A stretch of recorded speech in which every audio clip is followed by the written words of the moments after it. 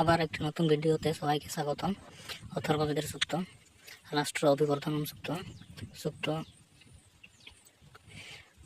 প্রথম কাণ্ডের 29তম সূক্ত। দেবতা অভিবর্তমনে, ঋষি বশিষ্ঠ ঋষি। ছন্দ 30 ছন্দ।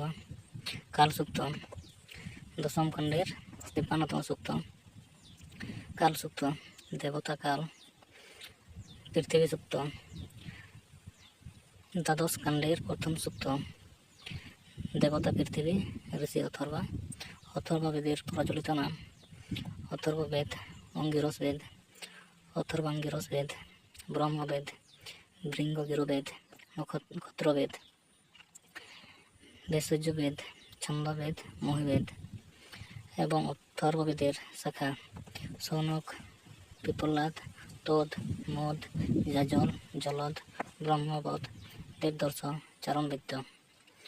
এবং অথর্ববেদের উপবেদ সর্ববেদ, অসুরবেদ, পিশাচবেদ, ইতিহাসবেদ, পুরাণবেদ,